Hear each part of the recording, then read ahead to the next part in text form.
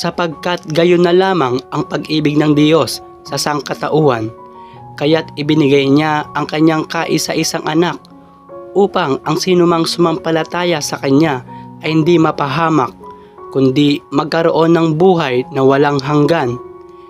Isinugo ng Diyos ang kanyang anak hindi upang hatulang maparusahan ang mga tao, kundi upang iligtas ang mga ito sa pamamagitan niya. Hindi hinahatulang maparusahan ang sumasampalataya sa anak, ngunit hinatulan na ang hindi sumasampalataya, sapagkat hindi siya sumasampalataya sa kaisa-isang anak ng Diyos. Ganito ang paghatol ng Diyos. Naparito sa sanlibutan ang ilaw, ngunit inibig pa ng mga tao ang dilim kaysa liwanag, sapagkat ang kanilang mga gawain ay masasama. Kinasusuklaman ng mga gumagawa ng masama ang ilaw, ni hindi lumalapit dito upang hindi mahayag ang kanilang mga gawa. Ngunit ang nabubuhay ayon sa katotohanan ay lumalapit sa ilaw, upang maihayag na ang ginagawa niya ay pagsunod sa Diyos.